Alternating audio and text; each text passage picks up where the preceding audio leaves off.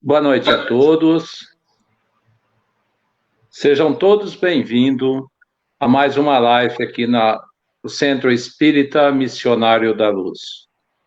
Já fizemos a primeira live com Paulo Henrique Bueno, lá de Carmo do Rio Claro, Edson Assunção, lá de São Sebastião do Paraíso, Edson Montemor, lá de Rio Claro, e hoje o nosso amigo Acácio G. Freitas, nosso companheiro de jornada, que está sempre aqui junto, nos apoiando. Muito obrigado, Acácio, por esse apoio, por essa convivência conosco.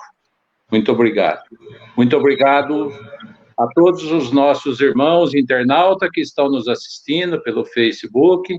Muito obrigado pela sua audiência. Estamos aqui hoje fazendo esta apresentação. Acácio G. Freitas, o Sermão do Monte, Escolhas. Meus irmãos, vamos cerrar nossos olhos, agradecer a Deus, primeiramente, por estarmos aqui hoje, a nosso irmão maior Jesus, por ter dado essa oportunidade para nós, para poder fazer mais uma transmissão. Muito agradecido nesse momento, e lembrando sempre de todos aqueles que nesse momento necessitam de uma paz, de um amor e compreensão. Que assim seja.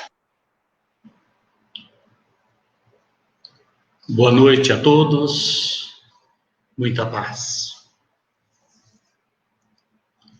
O palco, a Palestina, a época de Jesus. Mais precisamente, a aprazível província da Galileia. Cafarnaum, as margens do Tiberíades. Ali encontramos dois homens, dois personagens para as nossas primeiras reflexões. Possivelmente tinham idade muito próximas, jovens ainda, e em comum, além de outras características, o fato de ambos terem o mesmo local de trabalho, a coletoria de impostos na próspera Cafarnaum. Um deles, chamado Enoque, casado, numa função naquela instituição, subalterna, tinha um salário baixo, exíguo mesmo, e assim ele se mantinha. O outro,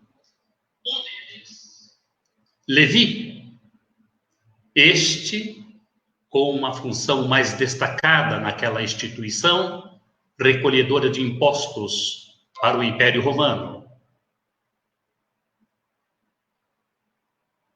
Levi estava muito animado naqueles dias, anos 30,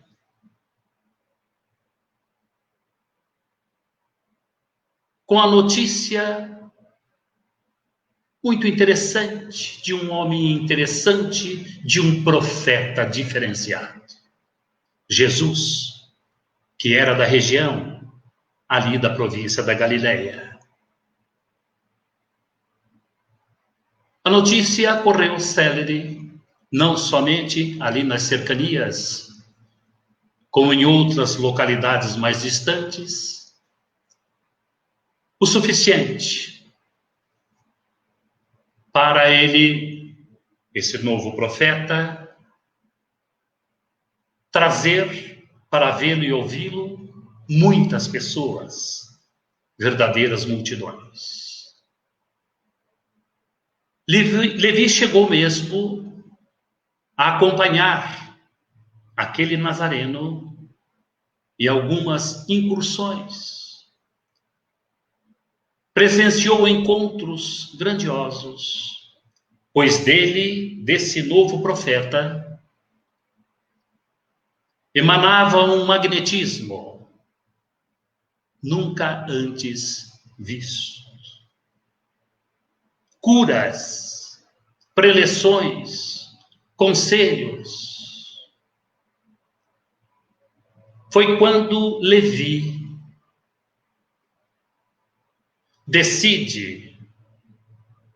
tem como escopo, meta, participar mais ativamente das atividades daquele nazareno que se hospedava na casa de Pedro, um conhecido pescador do mar da Galileia. Foi quando Levi, o cobrador de impostos, é convidado pelo próprio Jesus para compor o seu ministério. E ele não hesitou em fazer a opção feliz de deixar de ser um coletor de impostos num cargo de destaque naquela coletoria para se juntar ao grupo, ao ministério daquele profeta maravilhoso. Enoque, ante a iminente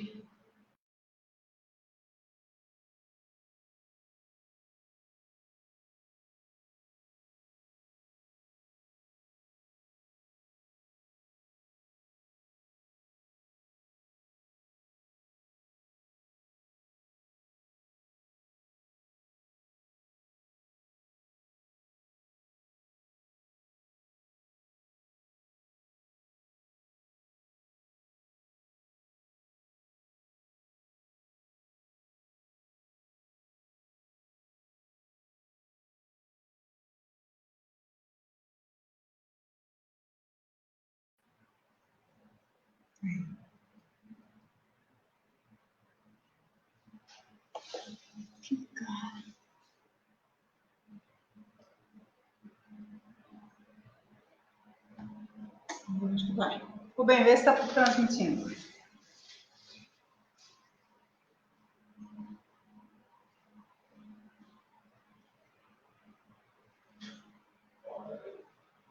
Hã?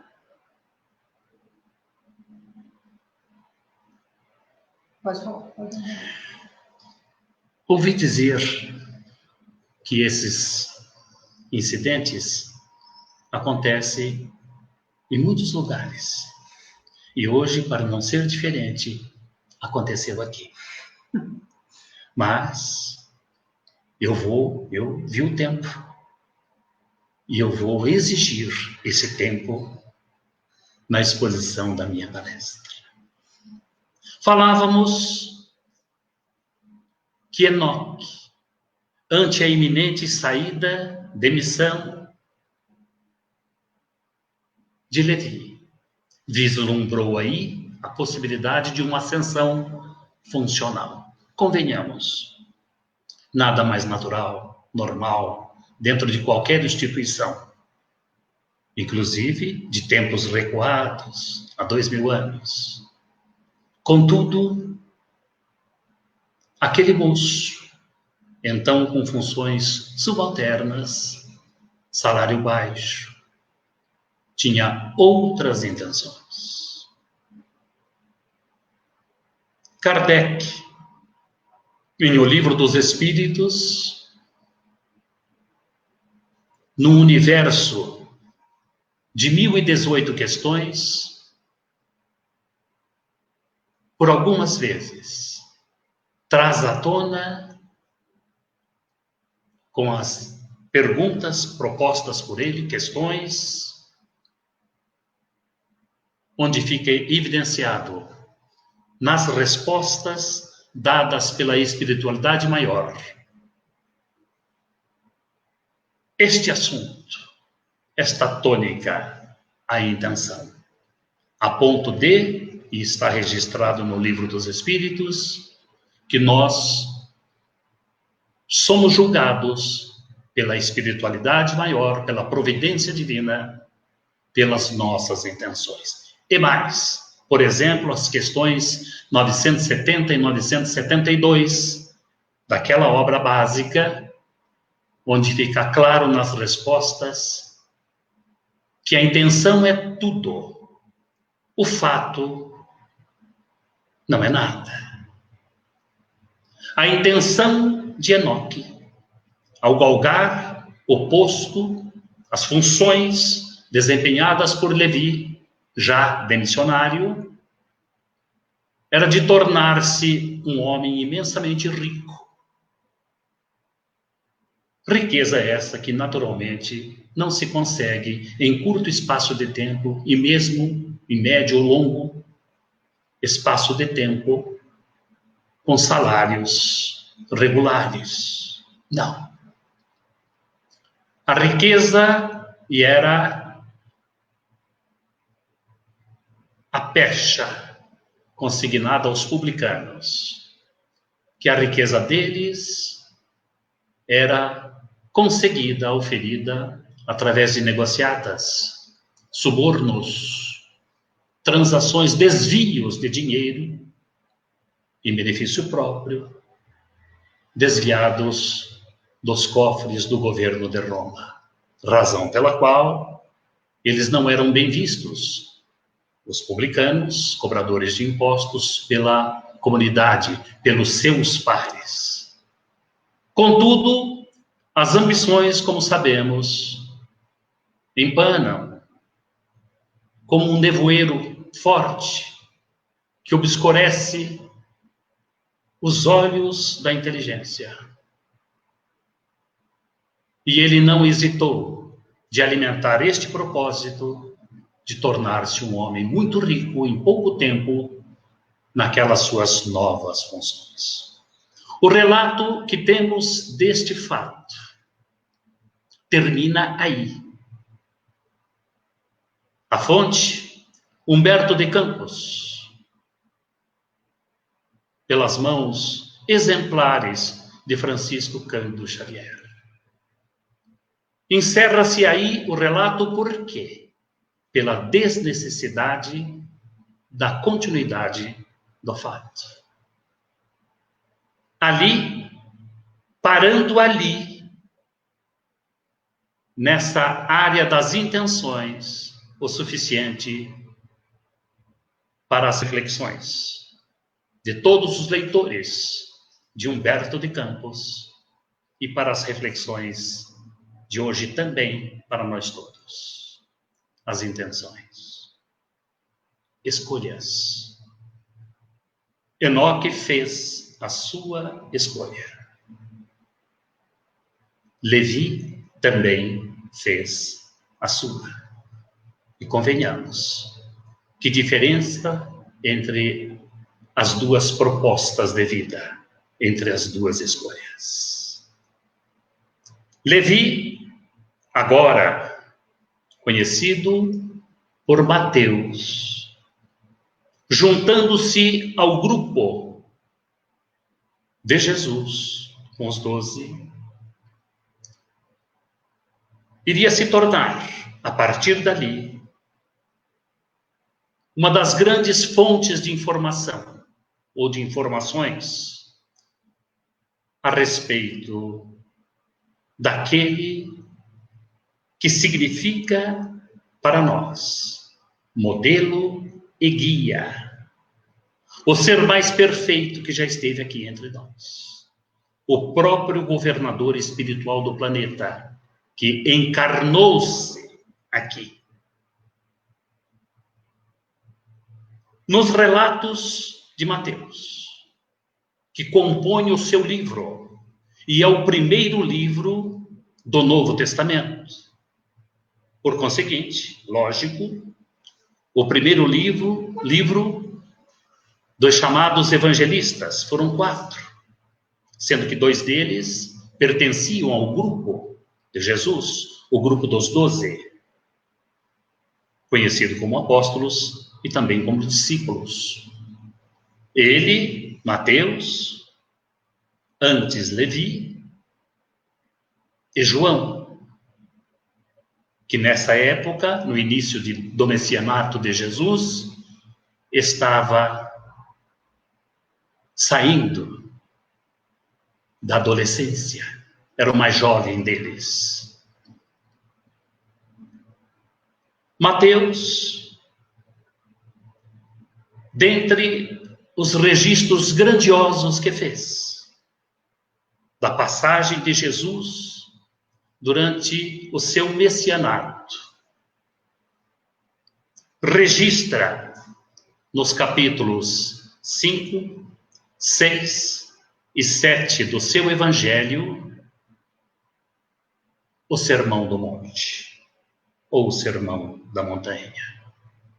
Diferentemente dos outros, Lucas, por exemplo, que fez menção, sim, ao Sermão do Monte, mas de maneira esparsa. Com Mateus, nós temos um registro tido como pleno, porque tem um começo, tem um desenvolvimento e tem uma conclusão, claramente anunciados. Ou seja, que é um começo, todo um desenvolver e um fecho. 3 capítulos do seu livro, o de Levi e Mateus. O capítulo 5 é exatamente o início do Sermão do Monte. Todo o capítulo 5, pleno, no total de 48 versículos. O capítulo 6, pleno, 34 versículos. E o capítulo 7, 29 versículos, perfazendo 111 versículos. Capítulo 5, 6 e 7 de seu livro. Começa Mateus o registro do Sermão do Monte, assim se expressando. E Jesus, vendo as multidões, e podemos adiantar aqui, de acordo com estudos, Jesus reunia, para vê-lo e ouvi-lo, milhares de pessoas.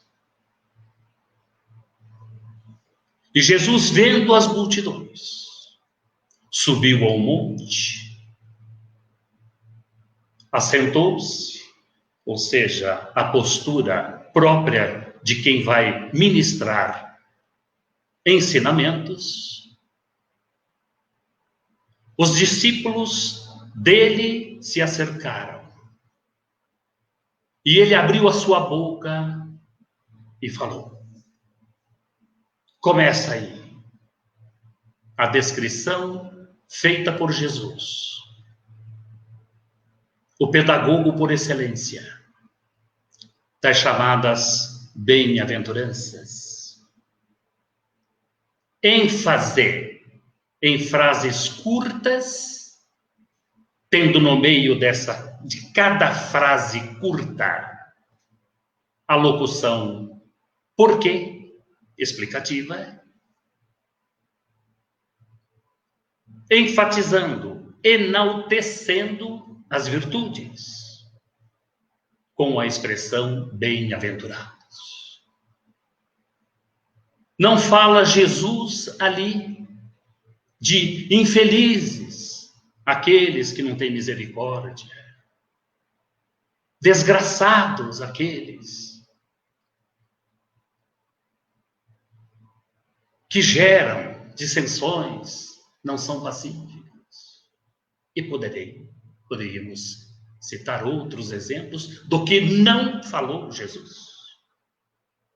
Em 8 frases curtas, que têm motivado estudos belíssimos e grandiosos, por incontável número de sábios em todos os tempos, tentando adentrar neste mundo esplêndido, divino mesmo, proposto por Jesus. Bem-aventurados os pobres de espírito. E esta expressão, pobres de espírito, Kardec nos socorre, explicando-nos em o Evangelho segundo o Espiritismo, capítulo 7, está se referindo Jesus aos humildes. Bem-aventurados os humildes, porque deles é o reino dos céus. Bem-aventurados os que choram, porque serão consolados. Bem-aventurados os brandos, porque herdarão a terra.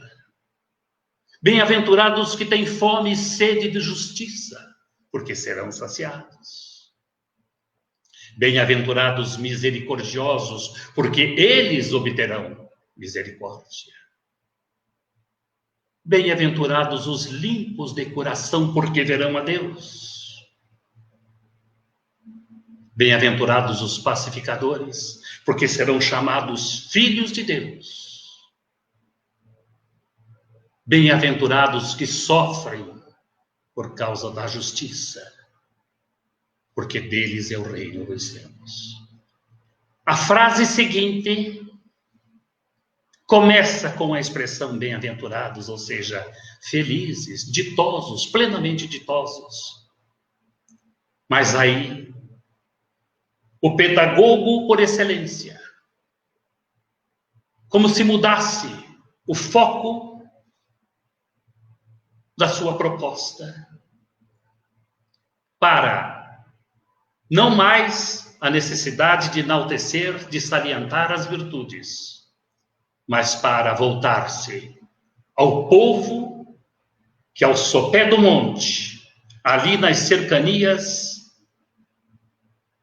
de Cafarnaum, do lago Genezaré, ou o mar da Galileia, e adentrar no mundo das carências do povo,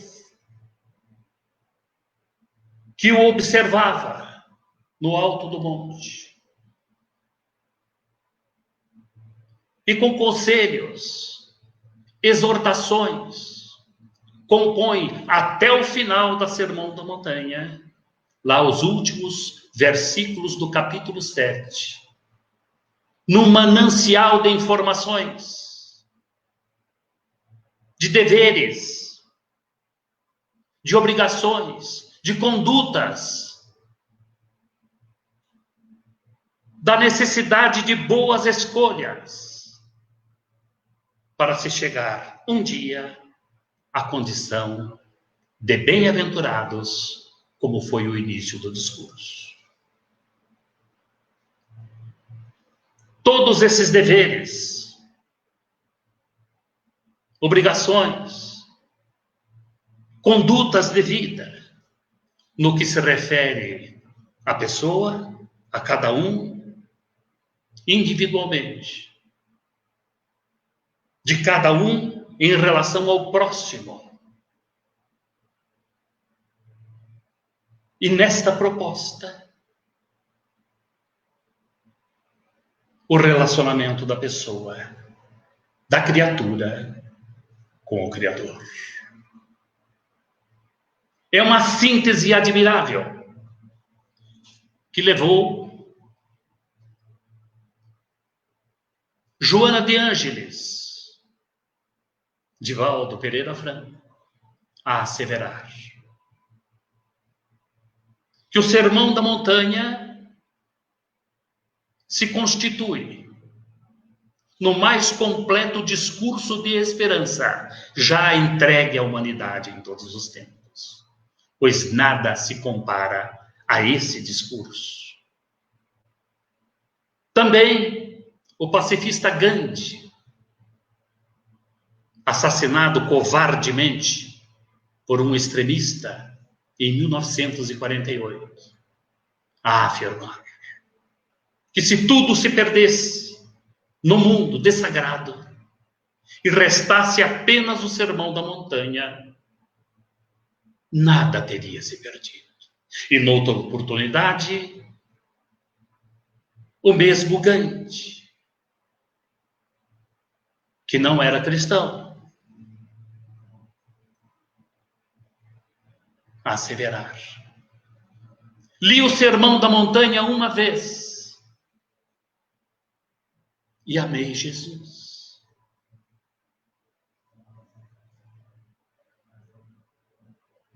O desenvolvimento do Sermão da Montanha, cuja leitura compassada de um leitor atento dos 3 capítulos do Evangelho de Mateus vai ocupar desse leitor não menos de 30 minutos.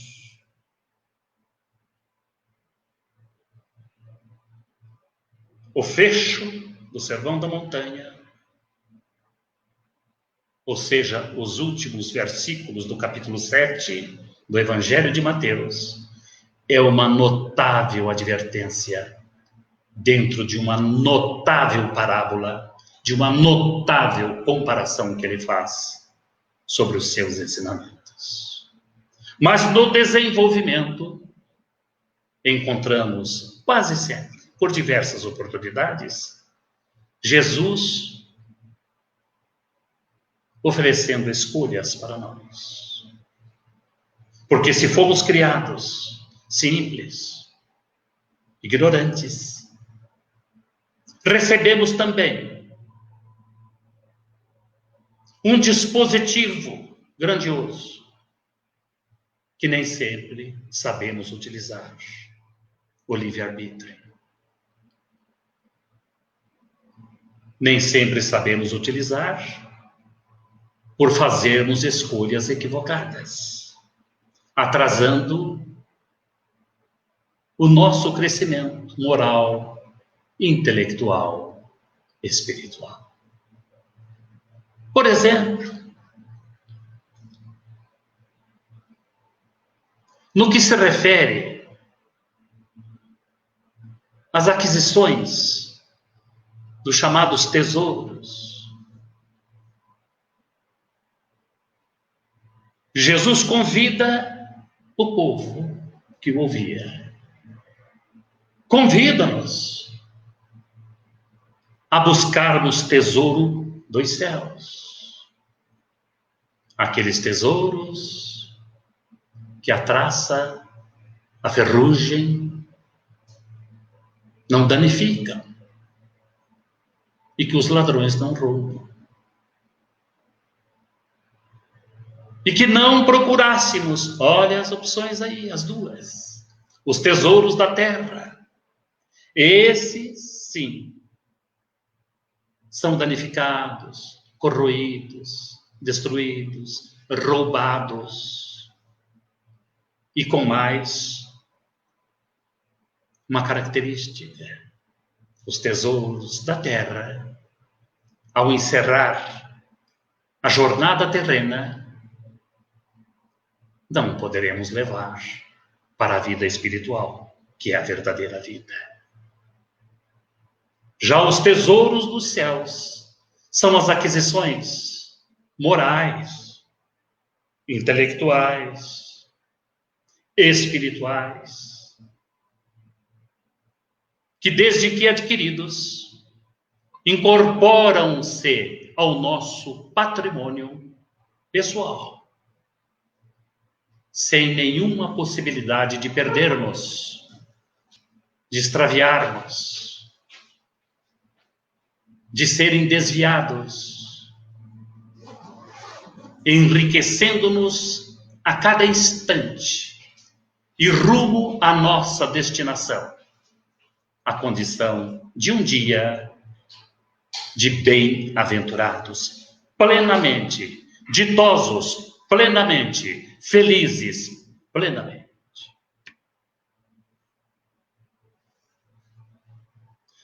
há uma colocação grandiosa feita por Jesus, utilizando-se do recurso porta. A porta larga e a porta estreita. É uma escolha. A porta larga é a porta das facilidades para o mundo. A porta estreita, a porta onde é exigido do transeunte apertos. Muitas vezes sem a pretensão de fazermos humor barato. Uma necessidade de perder os quilinhos. Para adentrarmos nessa porta, por esta porta. Para aí sim, ao adentrá-la, nos defrontarmos com as grandezas da vida estuante, rumo à nossa destinação, na condição de bem-aventurados. A porta larga facilita a entrada, não há dificuldade. Enoque optou pela porta larga, a das facilidades. Mateus, a porta estreita. Antes de virmos para esta transmissão, nesta live, veio-nos à mente os versos do genial Lupicínio Rodrigues, que cantou como poucos os lamentos, as tristezas, os desencantos dos homens. Dizem, novamente, sem a intenção de fazermos humor barato, que ele cantava assim e compunha assim porque ele era muito feio.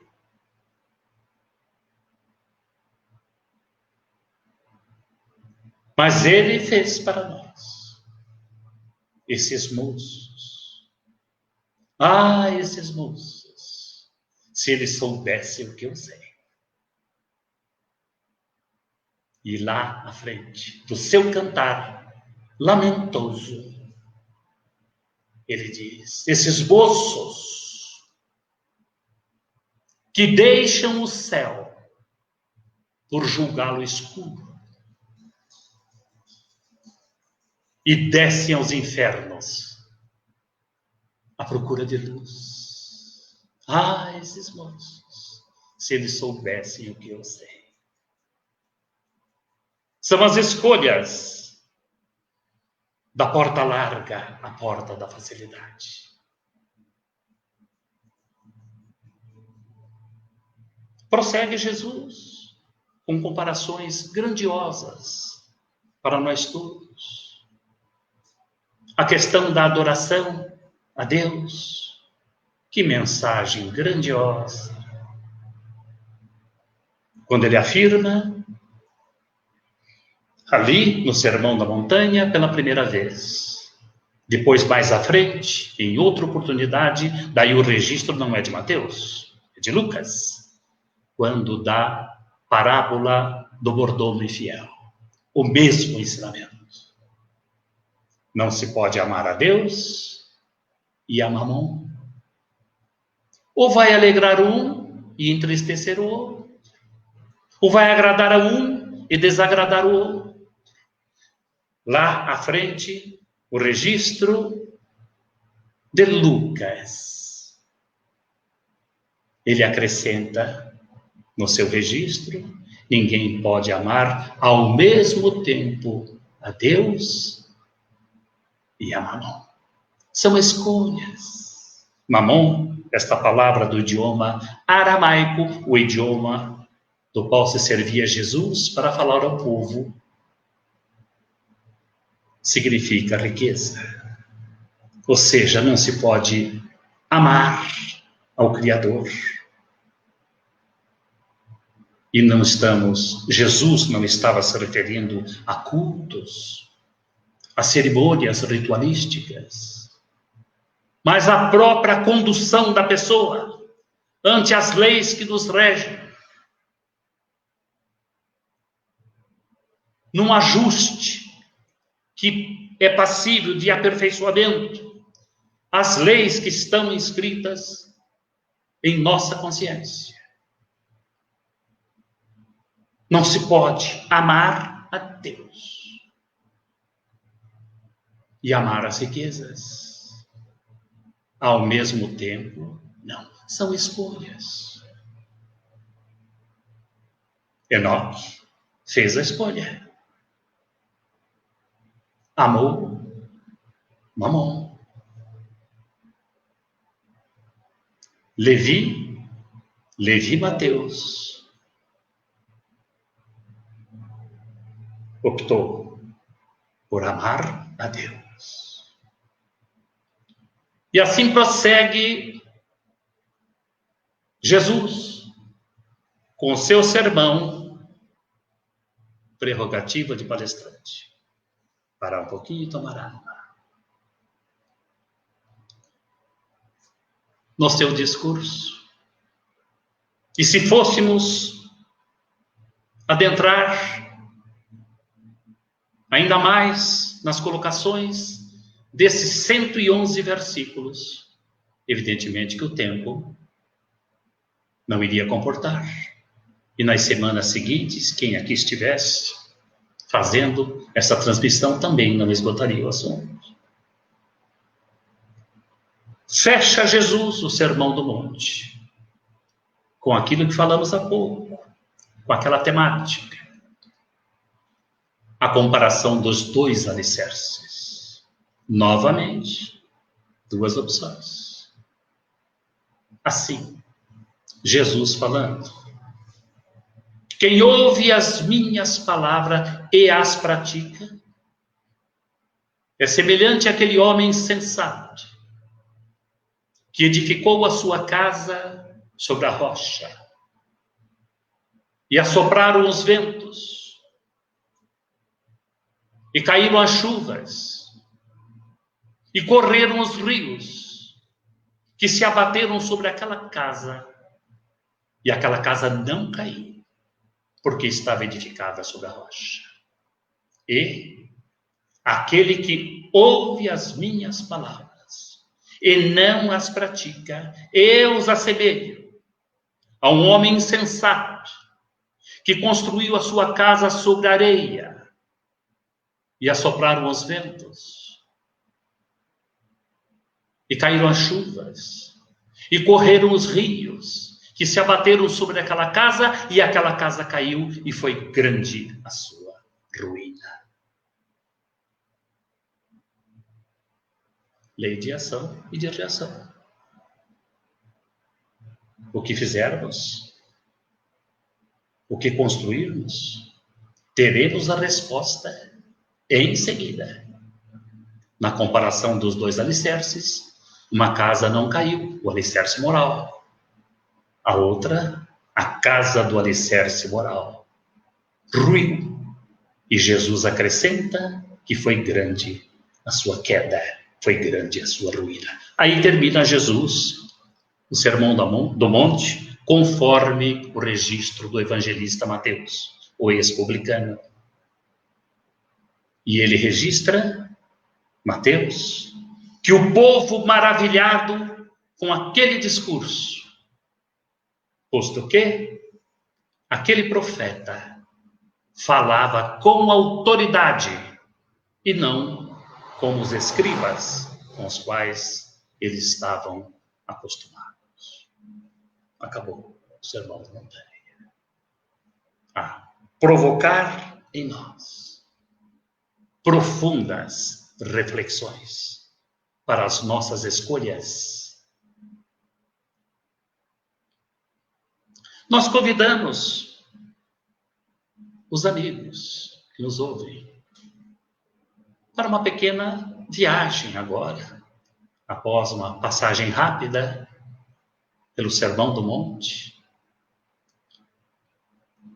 passearmos um pouco, desde aqueles momentos ali, há 2000 anos, na Palestina. Agora, em Jerusalém, a capital da Judéia, a outra província,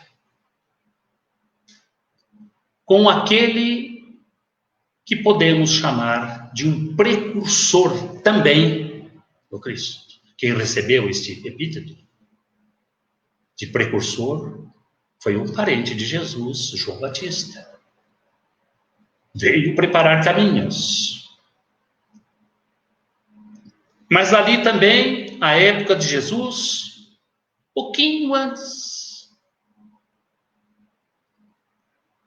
um dos componentes da sua corte, no plano espiritual, estava ali encarnado. Hillel, o babilônio, que se mudou para Jerusalém. E ali, como poucos, sabia dar interpretações amenas, suaves, amorosas. Por isso dissemos um preparador para a chegada do Cristo, que se verificou ali em seguida da lei de Moisés e dos profetas. Dizem estudiosos que ninguém conseguia tirar Hillel do sério. Fizeram apostas, tentativas de deixá-lo nervoso, que ele perdesse a paciência, mas ninguém logrou conseguir esse intento. Ele sabia compreender a alma das pessoas. Conta-se, aliás, há registro deste fato, é um fato, que havia um moço que vivia a desafiar os sábios, os rabinos, os doutores da lei, para que explicassem para ele toda a lei e os ensinamentos dos profetas que se seguiram. Enquanto ele era o jogo que ele propunha, iria permanecer equilibrado em um só pé. As pessoas ouviam a proposta desse moço e desdenhavam. Até que ele encontrou Hillel, o sábio, o babilônio. Hillel se inteirou da proposta daquele moço. Pediu que ele repetisse. E ele repetiu. E ele confirmou. Quer dizer que, enquanto você se propõe a ficar equilibrado em um só pé, eu teria que lhe explicar toda a lei e os profetas? Sim. Foi quando Hillel disse: coloca-te em posição. E o moço levantou, recolheu uma perna, equilibrou-se noutra, apurou os ouvidos e Hillel lhe disse: Ana, mestre, é tudo ou mais que existe na lei. Tudo ou mais, meu jovem, existe para explicar isto. Ana, alguns anos depois, é bem possível que Hillel tenha se despedido naquela encarnação, tendo realizado o seu trabalho de precursor também. Possivelmente Jesus estaria adentrando na adolescência nesta época. Alguns anos depois, no Sermão da Montanha, ele faz um resumo do maior dos seus discursos, quando disse: portanto, fazei aos homens aquilo que gostaria que os homens, que você desejaria que os homens a você fizessem. Pois fazei vós também a eles. E não encerra aí o ensinamento. No curto versículo, é o versículo 12 do capítulo 7 de Mateus. Continua Jesus. porque nisso reside toda a lei e os profetas. Viram a conexão com Hillel? Ana. A proposta de Jesus de agir com os outros, como gostaria que os outros agissem para com a própria pessoa, é a proposta do amor. A mesma. Que ele resumiria um pouco mais à frente, depois do Sermão da Montanha, durante o seu messianato, em 2 mandamentos, repetindo Moisés. Num primeiro momento, Moisés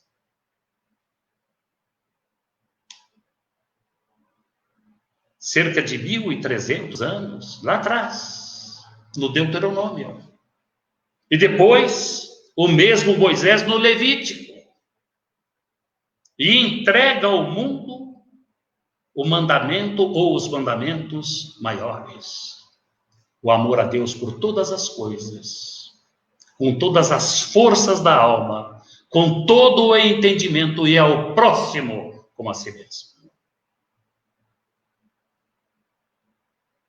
Prosseguindo na nossa viagem, chegamos no século XVIII, já na segunda metade desse século, com Kardec. Na última questão, proposta pelo codificador no Livro dos Espíritos, que recebe o número 1018. A pergunta, a questão de Kardec é: teria a Terra um dia paz? Iria reinar aqui na Terra harmonia entre as pessoas? A resposta um pouco extensa em relação às outras perguntas, mais de 1000 anteriores, e que leva uma assinatura, São Luís. Sim, a Terra abrigará um dia a paz, desde que o bem vença o mal. E prossegue, e sugerimos aos nossos ouvintes que busque, de preferência ainda hoje, no Livro dos Espíritos, a questão 1018, que é o reino da fraternidade entre as pessoas. O ama de Hillel. O amai-vos uns aos outros de Jesus. O proceder com o próximo como gostaria que o próximo procedesse para consigo. A mesma mensagem, com uma só escolha.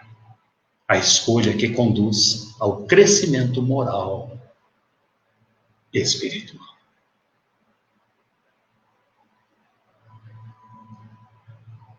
Estou olhando aqui e vendo que o tempo corre. Eu gostaria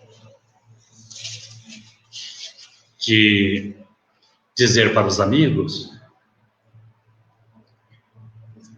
que nós temos sido honrados com convites para proferir palestras em algumas casas espíritas da nossa região, num raio aí de 100, 200 quilômetros no máximo. E em todas as casas que nós comparecemos, felizes, honrados com os convites, nelas todas eu identifico um obsessor dentro dessas casas. Falo isso seguramente, porque eu vejo o obsessor. Eu identifico. Ele é conhecido, esse obsessor, por um nome. Apesar das aparências dele, ele está sempre mudando, mas com a mesma proposta de atormentar o Acácio. Chama-se relógio. Um dia eu estive numa casa, pela primeira vez, por indicação do meu querido, inesquecível Ismael Batista. Não é a Nova Era de Guaxupé, não, gente. É outra casa. Lá estive pela primeira vez, acompanhado da minha esposa, como sempre. E eu percebi, tão logo me passaram a palavra, eu não vi o obsessor. Falei, que interessante, que bom. Apesar de eu ter sido bem alertado antes com respeito ao horário, porque a casa tinha outras atividades depois, né? Eu consciente disso, mas eu não vi o obsessor. Fiquei feliz. Falei, será que ele desistiu de me atormentar? E hoje é o primeiro dia que não o vejo? Durante a palestra, na empolgação em expor os argumentos à luz do Evangelho, voltei-me para a esquerda, onde estava sentada nas primeiras poltronas, numa reentrância ali da construção, a minha esposa. Dirigi meu olhar para ela e, para minha surpresa, acima da sua cabeça, lá estava o relógio, e dizendo que estava na hora de encerrar. Quando fui convidado pelo Reinaldo para proferir essa live, eu falei, bem, com certeza não vou encontrar relógio na minha frente. Mas tão logo tomei o meu lugar, mirei o pontinho luminoso e comecei a falar. Volto os meus olhos mais para a direita, desço um pouquinho, lá encontro o cruel, que nesse momento mostra um 2, um 0, um 5 e um 2. Vou interpretar esses números para os amigos ouvintes. 20 horas e 52 minutos. E faço uma projeção com a minha capacidade de interpretar as coisas. Já já ele mostrará 20, o 2, o 0, o 5 e o 3. Amigos, o Sermão da Montanha deve ser de vez, não porque estamos numa pandemia, a provocar reflexões nas pessoas. Mas é hora, 2000 anos depois de ele ter sido entregue à humanidade, é hora de deixarmos de ver nele frases bonitas para figurar em adesivos, em carros, ou em citações despreocupadas. É hora de refletirmos sobre o conteúdo, não apenas das bem-aventuranças, o destaque, as virtudes propostas por Jesus, mas todo o conteúdo da mensagem, até a parábola, a comparação dos dois alicerces. É para ser vivenciado no nosso dia a dia e ousamos aqui acrescentar, a começar de dentro de casa. O melhor palco para exercitarmos os ensinamentos do Sermão do Monte, numa proposta sempre renovada de boas escolhas, onde só há ganhadores, a começar de nós mesmos. Destacar aqui a grandeza do Sermão do Monte, como falamos há pouco, é o assunto que tem levado tantas pessoas, sábias, escritores, filósofos, a discorrer sobre o tema. Palestrantes que poderão se revezar nas tribunas das casas espíritas, dos templos religiosos, sobre o conteúdo deste mais perfeito código ético, moral, comportamental já entregue à humanidade. Ficamos com um notável católico que se consagrou como um dos maiores escritores, romancistas populares de todos os tempos. Refiro-me ao escocês Archibald Joseph Cronin, que entrega o seu primeiro livro em 1930 Ele estava com 30 e poucos anos. O sucesso foi tão grande dessa obra, o primeiro, O Castelo do Homem Sem Alma, que fez com que ele mudasse a sua profissão. Cronin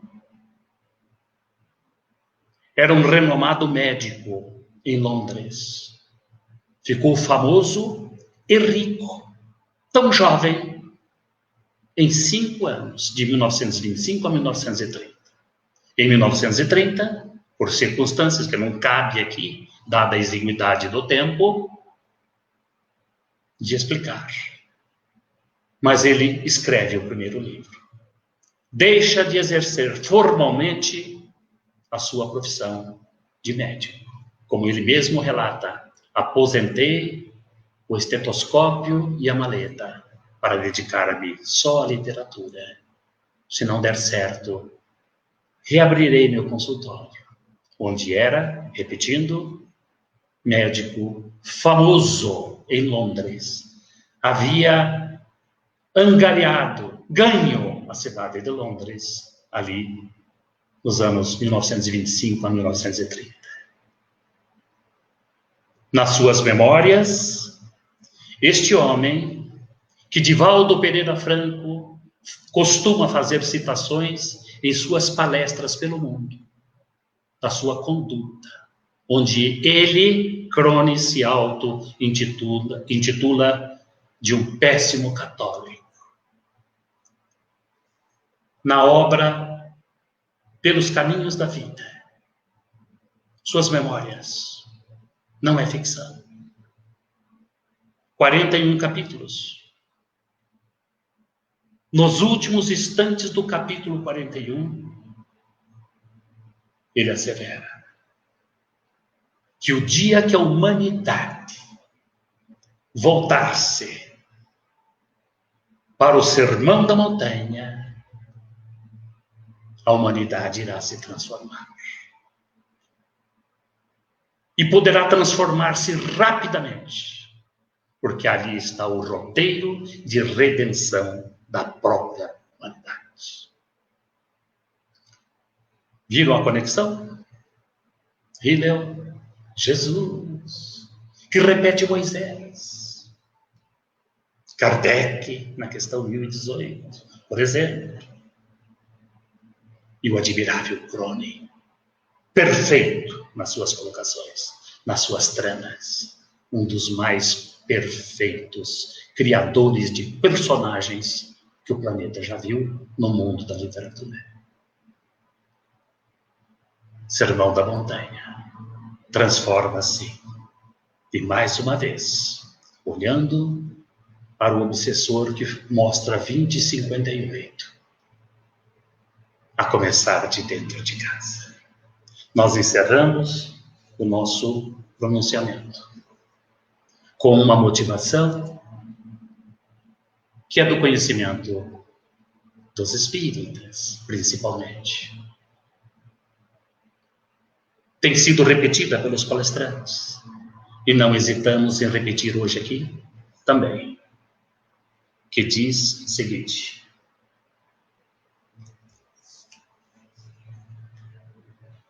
que uma mulher, a esposa, mas poderia ser o esposo, mas vamos ficar como um relato, quando ouvi a primeira vez, que vivia repetindo dentro de casa que gostaria de morar no centro espírita, falando baixinho, entre dentes, nos afazeres ali da casa, até que o marido, preocupado, disse: meu bem, o que está acontecendo? Você diz que você confirma morar lá no centro espírita? Sim, eu gostaria de morar lá. Meu bem, nós temos a nossa casa, a nossa família, os filhos, a nossa casa, os quartos, a cozinha, o banheiro, garagem. Morar no centro espírita. Por que isso? Nós vamos ao centro espírita, aí este homem adentra no ponto que a mulher estava desejando que ele falasse. Ele precisava verbalizar isso. E ele verbalizou. Nós vamos no centro espírita, praticamente todos os dias da semana. Palestras, eu faço palestras. Ministrando passes, trabalho mediúnico, cursos, seminários, reunião de diretoria, composição de cestas básicas, evangelização de crianças, de jovens. Nós estamos toda hora lá no centro. Você diz que gostaria de morar lá? Sim, gostaria. Porque lá você é uma pessoa. E aqui em casa você é outra pessoa. Eu gostaria que o meu marido, o pai, os meus filhos, nossos filhos, fosse como aquele homem lá do centro espírita, e não esse que se mostra aqui dentro de casa. Meus amigos,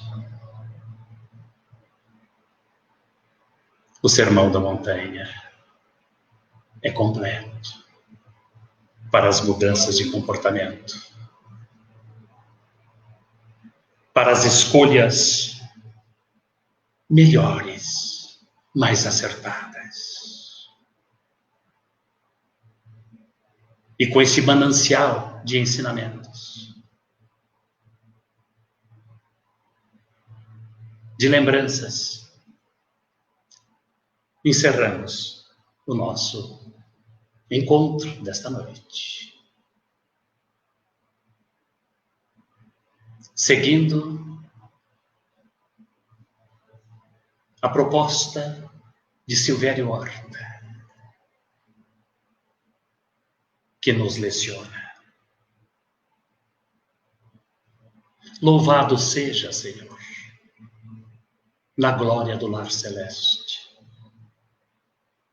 pelos bens que nos trouxeste no Evangelho Redentor, na tarefa renovada que o teu olhar nos consente, de espírito reverente, clamamos por teu amor. Pobres cegos que fugimos da luz a que nos elevas, nossa oração rompe as trevas. Escuta-nos, Mestre, e vem. Retifica-nos o passo para a estrada corrigida, sustentando-nos a vida na força do eterno bem.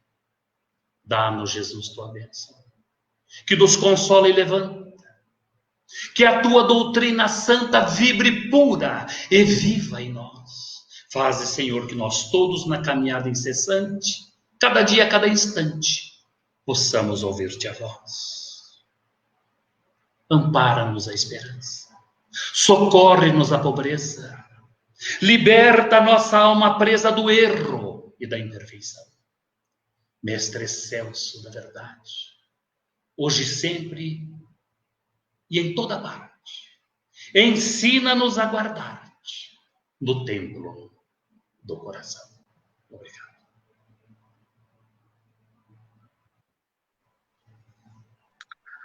Muito obrigado, Acácio. Uma belíssima palestra. E realmente eu voltei lá nos anos 30, lá no Sermão da Montanha. Eu estive lá, sabe? Foi muito bom. Acompanhei de pertinho. Isso é muito agradável, muito gostoso. A gente se sentir assim leve, transportando-se lá para os anos 30.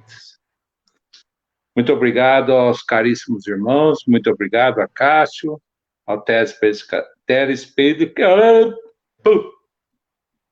a todos vocês que nos ouviram, nos presenciaram, e até a próxima segunda-feira, dia 29, com nosso amigo lá de Limeira, Cleiton Prado. Muito obrigado, Cássio.